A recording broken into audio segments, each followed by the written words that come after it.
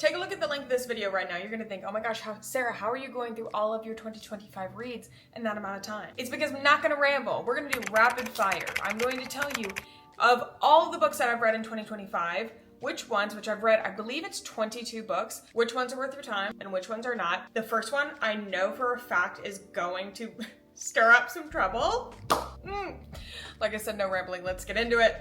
Do you have a beverage? I would highly suggest a beverage for like book talking, you know? I lied, I've read 23 books this year, so we're gonna go through all 23 books. Some of them were a bit of a waste of time, but I am not a DNFer. I don't. Okay, first one of the year was Quicksilver. I don't think it's worth your time. There's so many other fantasy books that are good. This was one of those that I almost feel like I want to, can you hear the thunder? Apologies for if you can hear that. We're having the weirdest weather here in Charleston. Truly, it's raining every day, but then it's sunny again, and then it rains again. It's so odd. Quicksilver is one of those that I almost want to read it again to see if it is as bad as I remember, because I hated this book. This was the first book in book club, actually. Hated it. Most of the group did not love it.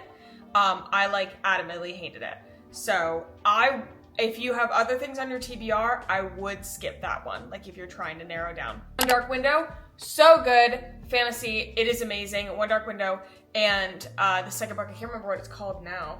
It's so good. Like, absolutely, definitely do it. I think the second book is better than the first, and I love a series that actually, like, gets even better. Icebreaker by Hannah Grace. This was so cute. I don't normally read, like, short little romantics. I want to get more into them. There's an F1 book that I really want to read, and I just think they're cute. They're appetizing. They're like appetizer books versus fantasy is like, that's a whole meal. That's like a multi-course thing because it's usually also in a giant series. Icebreaker was so cute, and I actually don't think it was cringe written, where it's like, I think some romance can be like trash TV. It's bad, but it's good. I think Icebreaker is just good. I actually really loved the character development in it. The Love of My Afterlife needs to be at the top of your TBR. Oh my God. This book changed my life. I want to reread it. I will never be the same after this book. It is probably in my top 3 books of the year, if not my top book of the year. The Invisible Life of Addie LaRue. Going from The Love of My Afterlife to The Invisible Life of Addie LaRue, 2 bangers, back to back, 5 stars. So freaking good. Both of them are must reads. They are ones I'm handing to you and saying, you have to read this. The others that I like, good. They're great. If they're on your TBR, keep them on your TBR. Highly suggest them. You have to read The Invisible Life of Addie LaRue and The Love of My Afterlife. I'm telling you that right now. I did not realize that Onyx Storm, like I read Onyx Storm in this year. It feels like it was like last year. I gave it a 3. Like the whole Fourth Wing series, absolutely worth your time. I'm disappointed with how the series is going. Joseph did not feel the same way. Like he didn't feel as harshly about it. I think I might be criticizing it a little bit hard. I'm frustrated with it, but it's because I care and I like the series so much that I'm frustrated. Still worth your time. I need this series to close so that I can have closure in my heart. Straight On Till Morning. I love a Peter Pan retelling. I love a Peter Pan book. I love like there's so many different books that have different ways of going around, like going through like the Peter Pan story. Straight On Till Morning's not that good. It's just, it felt not even like YA, and I get it, like it's a Peter Pan story, but there was like retellings of the Peter Pan stories in like adult versions. This was like really young. They did the whimsy of Peter Pan really well, and like the whimsy of Neverland and the confusing like way of thinking in Neverland, which I loved, but I probably would not recommend it. Now, right after that, I read Hooked by Emily McIntyre. Oh my God, Hooked was so good. Hooked was so good. I actually just picked up Scarred by Emily McIntyre as well, and it was in a special edition. I'm trying to find the special edition versions of the books because when I bought Hooked, it was signed and a special edition, and so I want them to like match. I love Emily McIntyre. I'm so excited to read Scarred, and Hooked is so good. It is a smutty retelling, and it's smutty. It is. This is not Wendy Darling is not so darling, okay? The Forsaken King. I'd skip it. I'd skip it. I'd hard skip it. I would look at your TBR, I'd pick it up, and I'd just kind of put that over there. It's not very good. Scythe and Sparrow. So good. Love it. I love the Ruinous Love, the entire trilogy. Oh wait, I literally just picked up Scythe and Sparrow because the like Barbara's version, and it has sprayed edges, and it came with a signed note card from Barbara. I love it. We already have Scythe and Sparrow on the shelf, but I still bought this one because we didn't have the special edition one. And I was like, we can use that one for if somebody wants to borrow it. And then this is like our special version in the library. I'm obsessed. Love it. All of the Ruinous Love ones, Leather and Lark, and then the one before that, Butcher and Blackbird. So good. We added those as physical books to the library. You know we love books. Like, we loved a book because a lot of times we read it on Kindle, and then if we get it in the physical form in the library, you know it passed the test. Ballad of Songbirds and Snakes was fantastic. This made me want to reread Hunger Games so bad. I am definitely very excited for the new movie. I watched the newest movie, The Ballad of Songbirds and Snakes. I watched that and I liked the book better. Go figure. But these are just good books. Like, if you liked the Hunger Games, you like these. They are obviously, like, they're fantastic. And now I feel like I want to go on a Hunger Games binge is now turning into, like, you're doing a Twilight binge. It's the same category in my mind. I read The Ballad of Songbirds and Snakes because we were reading Sunrise on the Reaping for my book club, and I had to read that one before I read that one.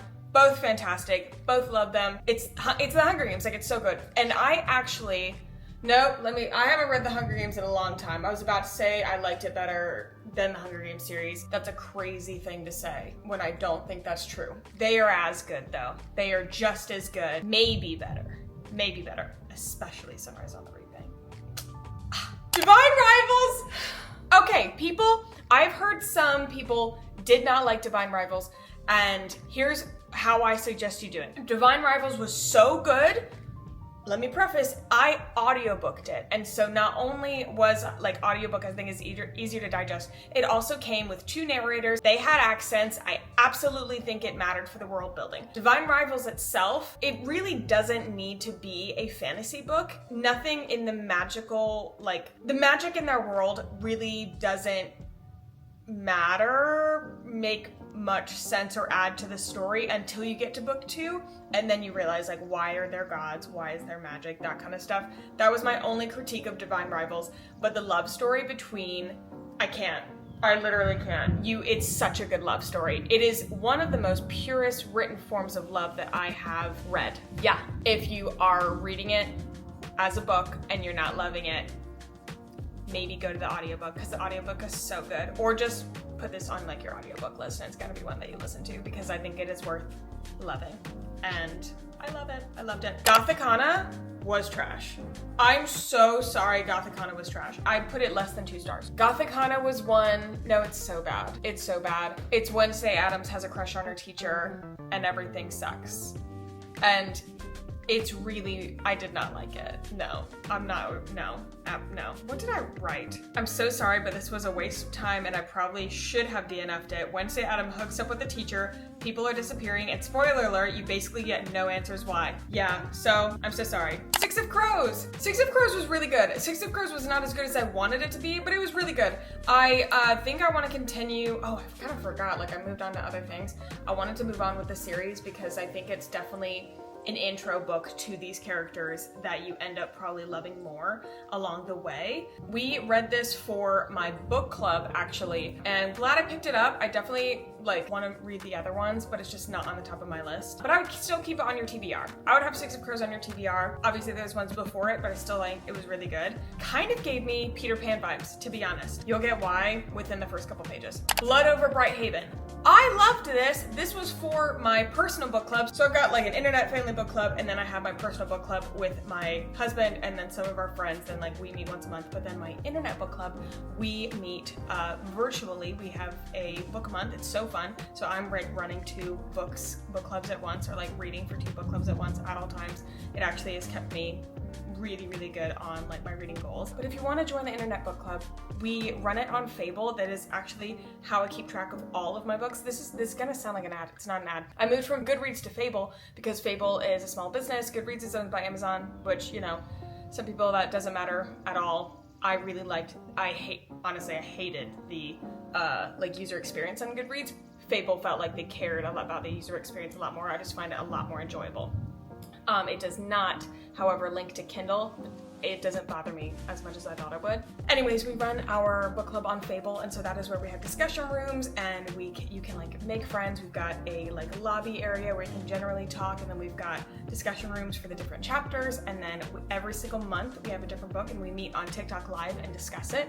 And we're gonna be adding some more features in the book club as well. Super fun. It's free. Somebody asked if you paid for it. It's totally free, which means that like we've got a lot of people. I don't know what our percentage participation is, but we're also very lax. If you can't read the book that month, that's totally fine. If you can't make the TikTok live, that's totally fine. You can also just be there for the vibes. Blood Over Brighthaven was one that we read with my personal book club. And honestly, I don't even think some people didn't. That was the first like kickoff book of the summer, and we quickly figured out that we needed to take a break for the summer because people were way too busy. Some people started it, most didn't finish it. Joseph finished it, didn't like it. I liked it. I liked it a lot. I thought it was actually a book that really tested the way that I thought of morals. Sort of like, I agreed with them. It's not like it was necessarily a hard question. The way that you're having the main character look at the system that she really believes in and that she's a part of and realize it's broken, and then have to alter her mindset to realize that everything that she thought was for good isn't for good.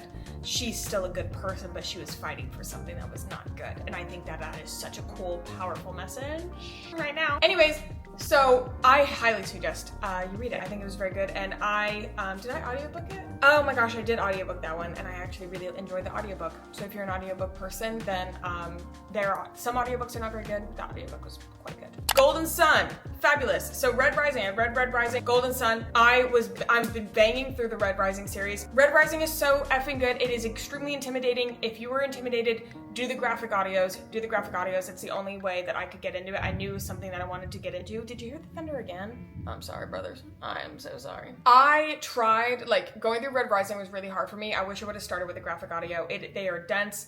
It is sci-fi, which was it's not a genre that I'm very used to. This series broke me in two and continues to break me down. Golden Sun was fantastic. The Awakening. I started Zodiac Academy, guys! I started Zodiac Academy. I'm currently on the 3rd book. Zodiac Academy is worth it. I consider Zodiac Academy to be it's an appetizer series. It's so long, but they're so easy to read. I don't think you are going through like emotional turmoil. They're just fun reads. My friend said they're so bad it's good. I don't consider them bad, but if you're reading them and you're like, wait, this timeline seems kind of weird, does anything really happen? I'm on book 3 right now and I'm kind of waiting for something to happen, but it's still so good. Like the characters really pull it through. I'm really enjoying it. Zodiac Academy, if it's on your TBR, keep it on your TBR. And I think it'd be fun to start Zodiac Academy in the summer, personally, because it's easy and it's fun and it's cutesy in a fantasy way. Ruthless Vows. Ruthless Vows is book 2 of Divine Rivals. Fantastic. Like I said, Divine Rivals, Ruthless Vows. This duology was so fantastic.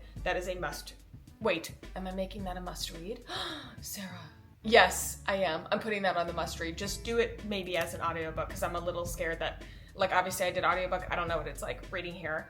I've heard some bad reviews from my friends and I'm like, I think it's because you didn't do the audiobook. Morning Star, again, Red Rising series, so worth it. If you are new to that big, like a series that size and to sci-fi, graphic audio it, because I was like, I'm going to get through this no matter what it takes because I know the story is bigger than me. The story is important. Like, I know that it is so good. It's me who's the problem that wasn't getting through it. Audiobook and graphic audiobook, actually. Beach read was okay. This was my first Emily Henry. I'm gonna like give Emily Henry maybe like one more book, and then I'm gonna call it quits, I think, because it was fine. I was ready for it to be over though. We read this for my internet book club, and I would not probably have read it without them, but it was cute. I was like, okay. And I have heard that there's like different personalities for different Emily Henry books, and so I'm getting feedback on which one my like friends think is better for me, and I'm gonna give it one more, like I'm gonna give Emily Henry one more shot. I don't think she's bad. It's just maybe not. I don't know if it's for me. Thunder. And finally, Ruthless Fae, Zodiac Academy 2. Like I said, Zodiac Academy is it's just a fun read. It's an easy read. It's a fun read. It feels like I'm reading Degrassi fantasy version. That's cute. That's fun. Totally recommend. It's not gonna change your life, but Well, I guess it could. I'm only on book 3. Like, we'll see. So fun. They're just fun books to read. 23 book rapid fire. I feel like I did pretty good. I feel like I didn't ramble that much. Let me know what you think. Let me know. Listen, if you disagree with one of my ratings, absolutely comment, because it may be for somebody else and you might have a better review or a different perspective. But if any of these are on your TBR or you're putting any of them on your TBR, please let me know in the comments.